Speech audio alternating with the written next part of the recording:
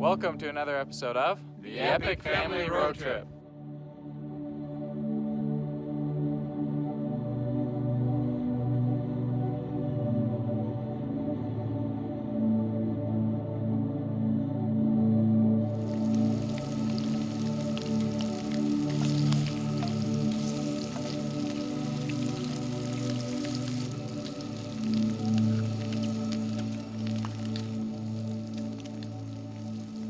For a bit of coolant after all this desert run.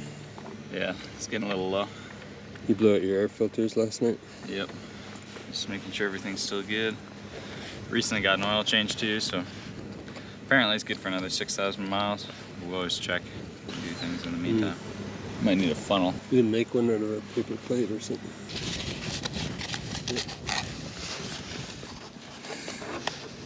Good.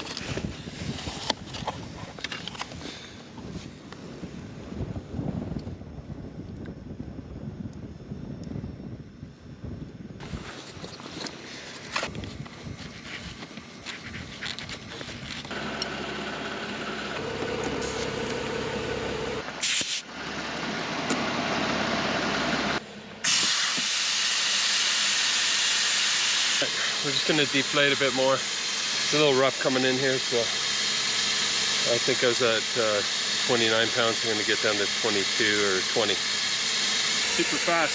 If you watched some of our old videos, we'd go find a twig or use a key or something and we'd have to do one at a time.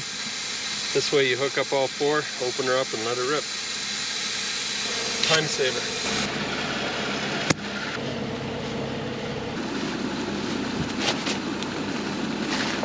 Here's where we started on the black road there, and that's where we camped last night, and we got to go all the way there, so that's about less than a third of the way.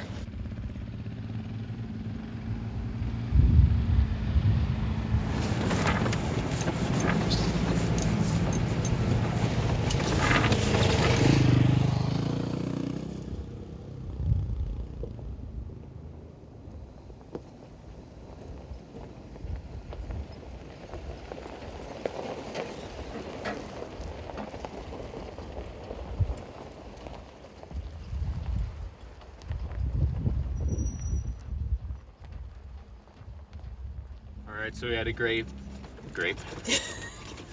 Alright, so we had a great camp last night. It's nice getting into camp a bit earlier so we can make a nice dinner and kind of chill for a bit. We all sat inside the JXL and watched A Bridge Too Far last night before heading to bed. And now we're back on the road. We're going to be heading deeper in. Peter's leading the way. Hopefully heading to some canyon. I forget what it's called, but apparently there's a canyon. Our goal is to make it to Alstrom Point, overlooking Glen Canyon.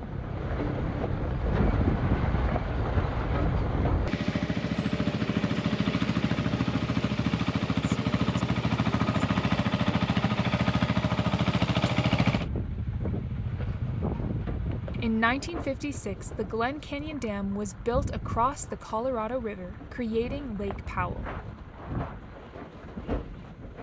Today, due to the incredible high demand of water downriver and a couple of years of drought in the region, the lake has shrunk to a fraction of its former size, and the river has almost returned to its origins.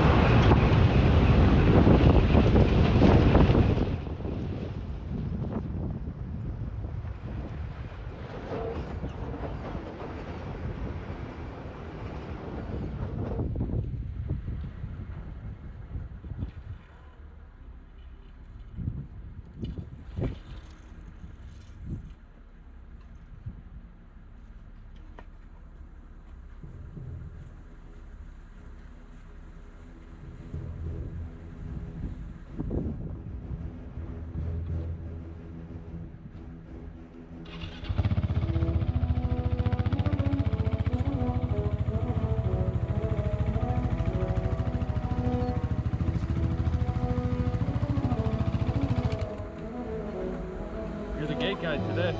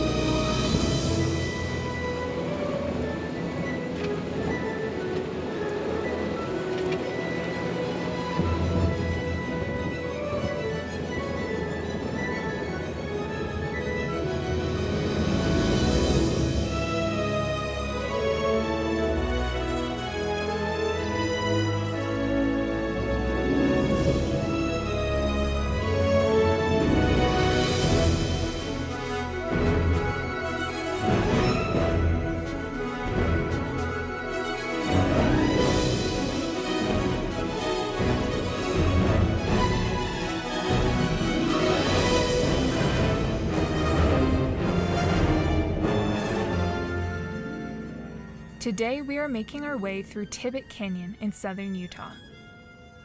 Much of this trail borders the Grand Staircase National Monument on one side and open range land on the other. There are some rocky sections on the trail, but nothing too technical.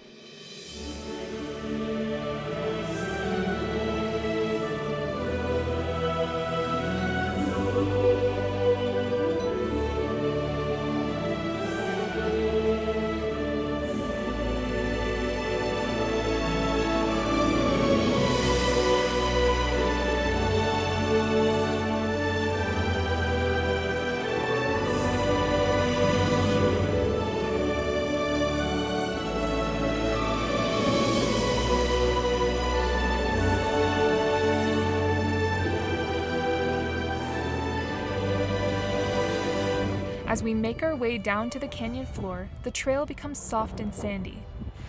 So we pick up the pace and make good headway towards our destination.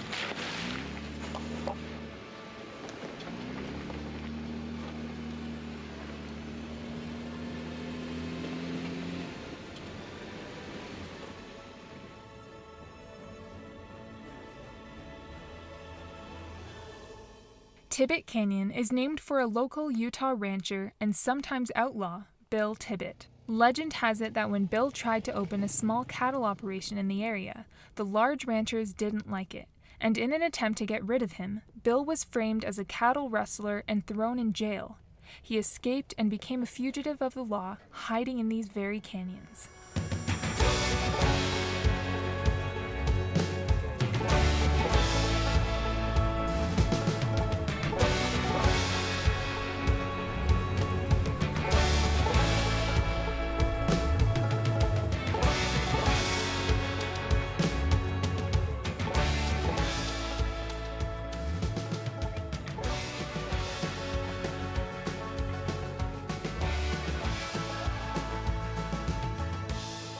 This area is part of the Colorado Plateau, which spans large portions of Colorado, Utah, Arizona, and New Mexico.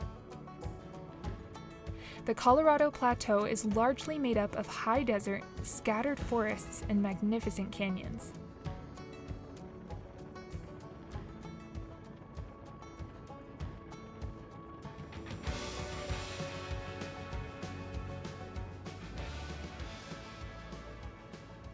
In the southwest corner of the Colorado Plateau lies the Glen Canyon of the Colorado River. Arches, balanced rocks, hoodoos, natural bridges, and slot canyons are just some of the amazing features typical of the plateau. Today, our trail takes us through some incredible, colorful, almost otherworldly landscapes, including red rock areas, beige and brown canyons, and great expanses of gray sediment reminding us of what the surface of the moon must look like.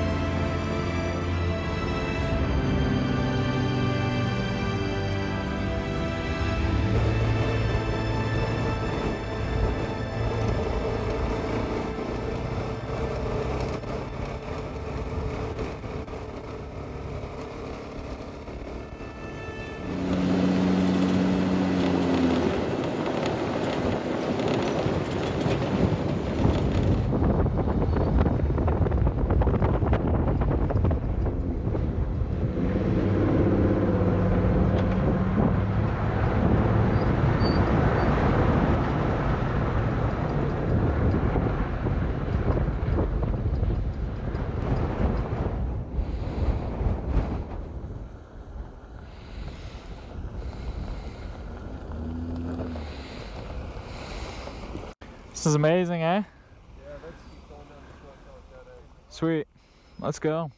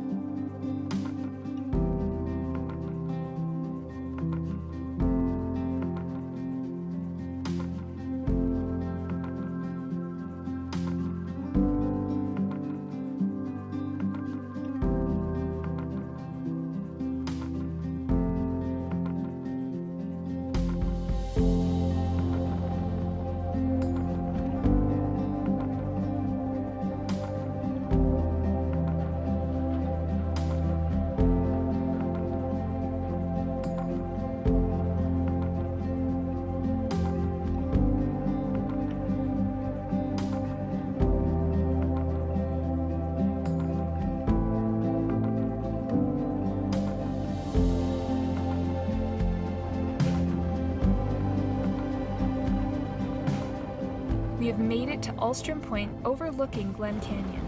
The magnificent walls of the canyon and the view of the blue water far below make for an absolutely epic camping experience. So we are here. There's all kinds of camps along this in this area. We've chosen this one. It's not as much lake, but it's a huge vista behind us, and the Colorado there winding through it. It's just a gorgeous spot. See, it looks kind of like Monument Valley, It does. but with water, which was very unique. It's a mix of Glen Canyon, Monument Valley, and overlooking a lake.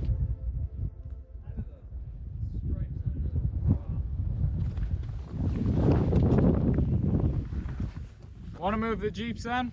Yeah. Let's do it.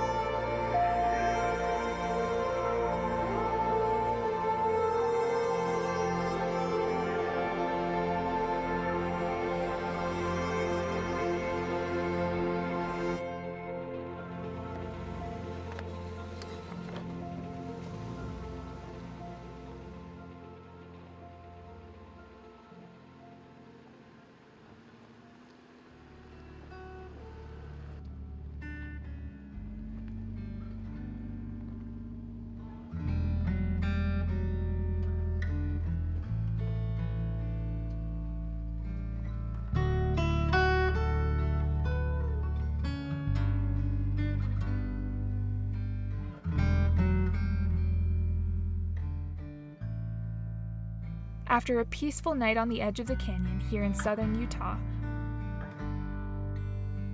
we continue our trek northward to western Canada before making our way all the way east across Canada to our cabin in Ontario.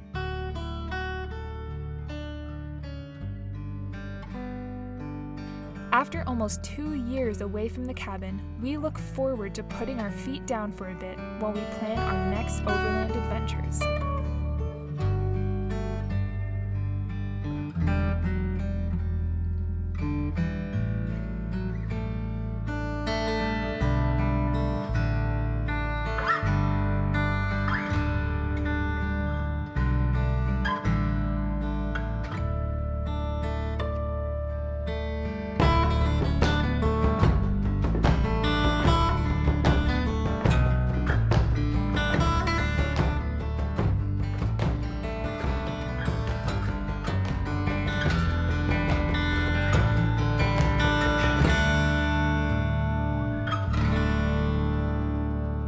And in the meantime, we'll see you down the road.